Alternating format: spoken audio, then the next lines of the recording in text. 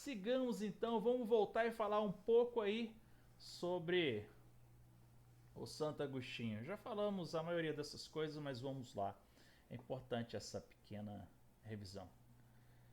Agostinho, embora incorporado à filosofia medieval, pertence ao quarto e último período da filosofia antiga, conhecido como ético helenístico ou cosmopolita, que vai do século III ao século VI depois de Cristo.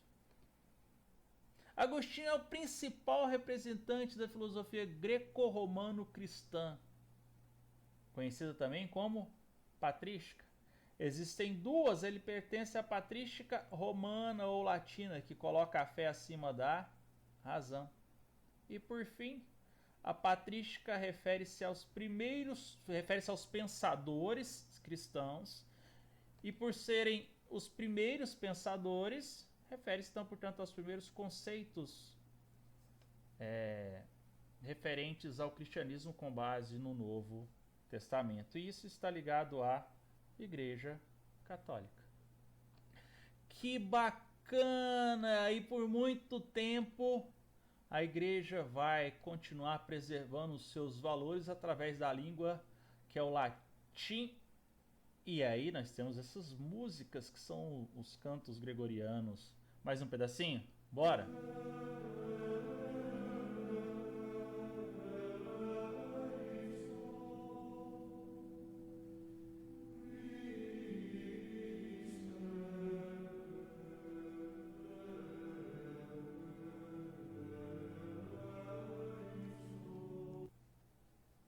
Se o canto gregoriano está ligado à Igreja Católica e ele ocorre no latim, significa dizer então que o latim vai ser a língua oficial da Igreja, assim como ainda é. Percebe? Tanto que isso é bacana, tanto que essas coisas estão ligadas e etc. Tá, pois bem, vamos continuar. Vamos voltar aqui no Santo Agostinho. Opa!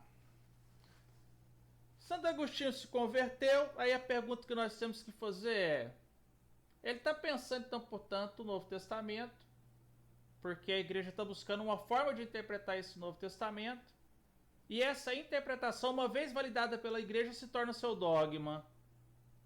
Tá, então quais são os objetivos do Santo Agostinho nessa interpretação neotestamentária?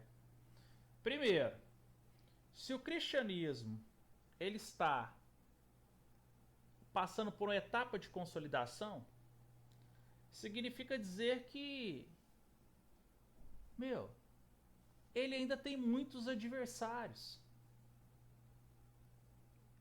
E ele precisa de quê? De fiéis. E eu tenho que tirar esses fiéis de outras crenças. Esses fiéis possivelmente não são o quê? Batizados. Então eles são pagãos. Então o objetivo dele é converter os pagãos. Sim, a gente precisa de membros para a igreja. Precisamos combater heresias. O que é heresia? Tudo aquilo que é contrário aos dogmas, às interpretações do que? Da Igreja Católica. E para que eu preciso? Para converter os pagãos e para combater essas heresias, eu tenho que mostrar, eu tenho que justificar que entre as fés, a fé cristã é a fé suprema, é a fé verdadeira. Tá vendo como as coisas estão se encaixando? Nossa, Juliana, parecendo que eu tô na aula de catequese. Tá fazendo lembrar, em algum momento, sim. Caminho intelectual de Agostinho até se tornar santo. Isso é importante? Sim. Para nós entendermos o que levou ele à conversão, o que ele pensava antes e após conhecer o cristianismo e se tornar o Santo Agostinho. Então está aqui muito bem divididas as principais partes que vão influenciar a sua formação enquanto pessoa, enquanto intelectual. A primeira parte está aqui. Agostinho nasceu em Tagastes, norte da África, mas é Santo Agostinho de Hipona, porque ele recebeu o sacerdócio em Hipona.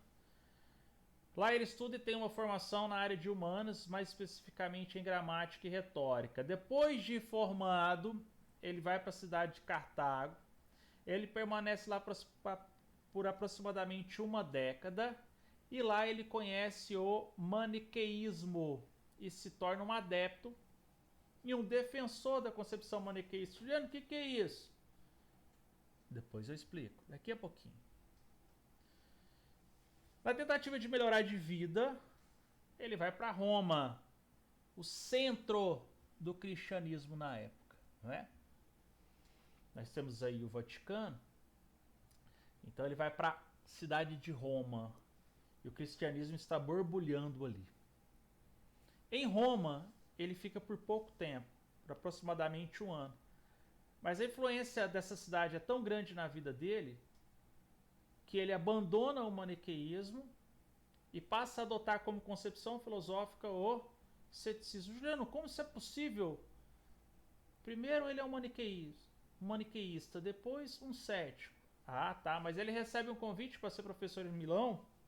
Ele vai para Milão e lá ele conhece o neoplatonismo de Plotino, ou seja, as teorias de Platão, interpretadas aí pelo Plotino, que tem também as suas teorias com base em Platão.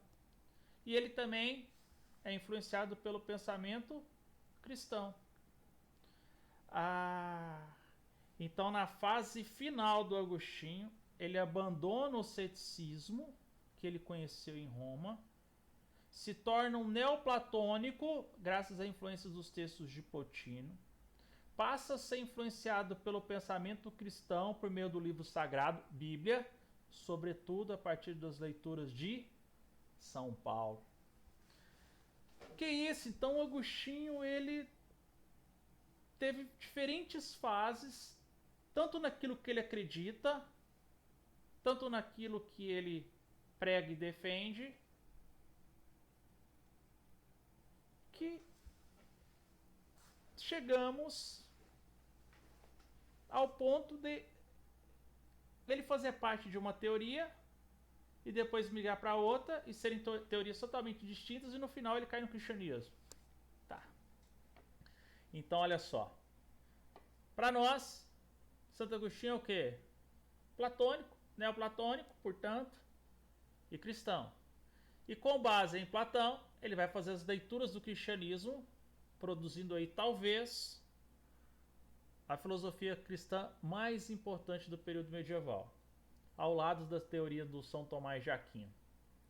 E aí o que acontece? Tá aqui, ó.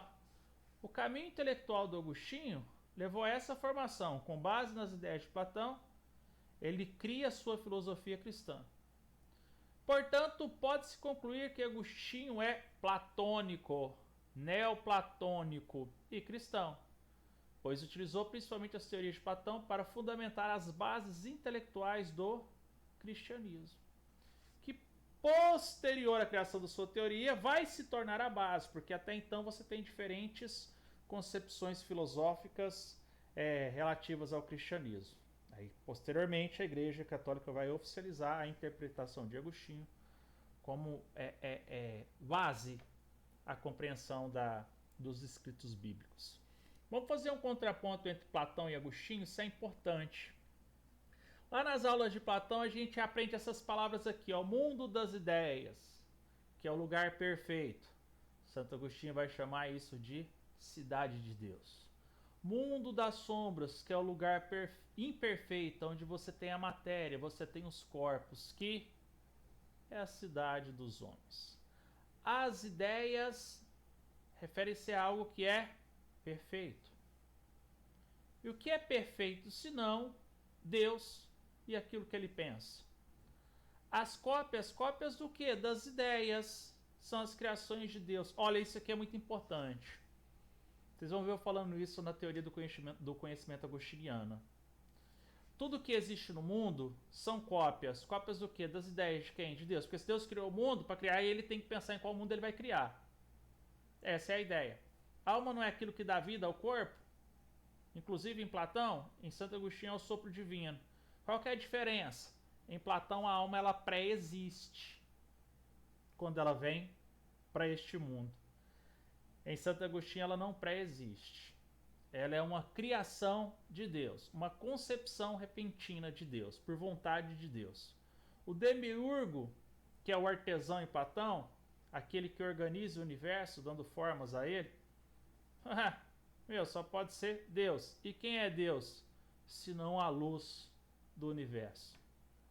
Por fim, nós temos o homem, que é a imagem e semelhança de Deus. Ei, quando eu falo para você que nós somos a imagem e semelhança de Deus, eu não, né?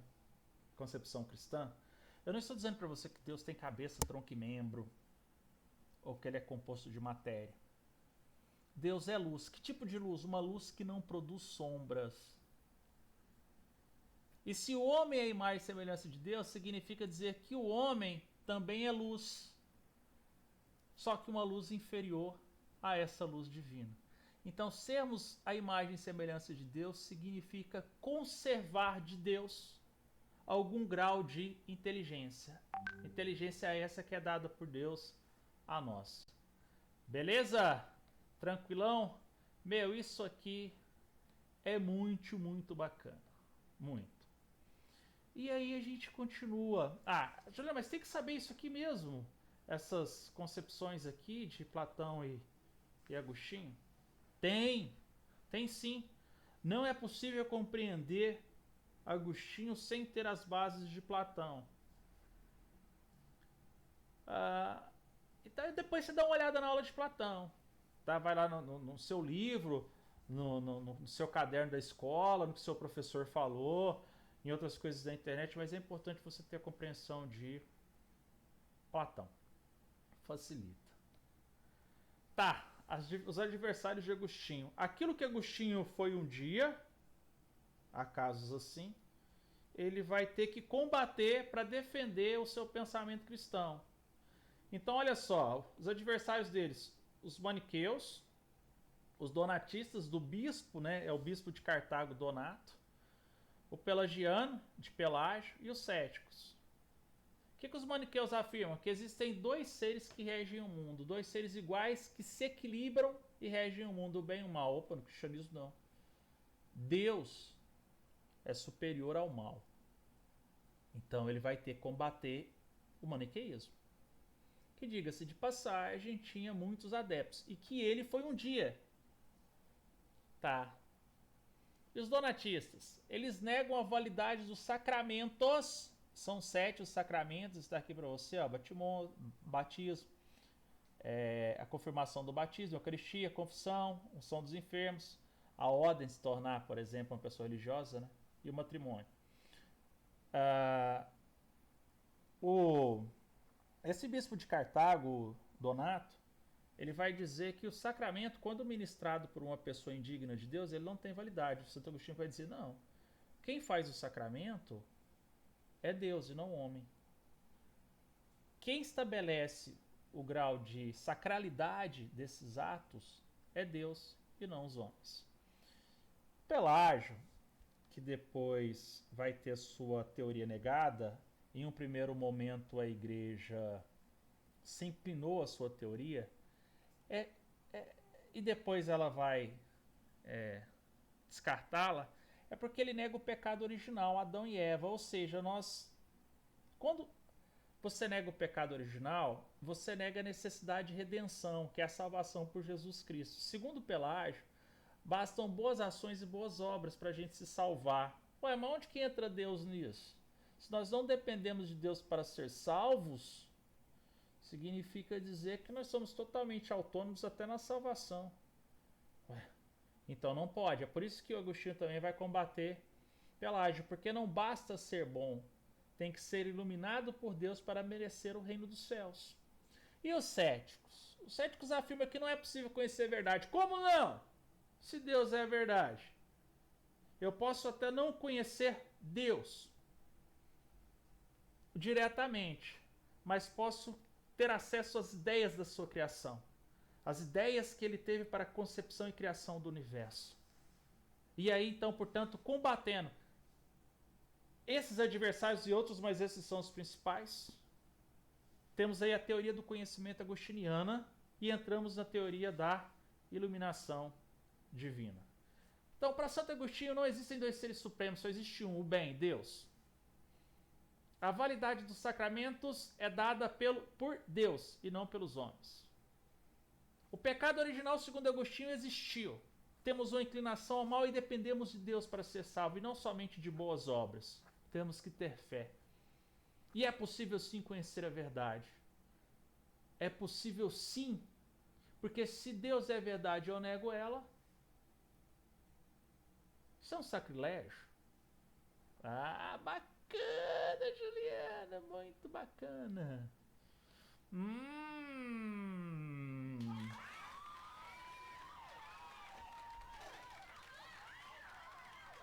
É isso aí.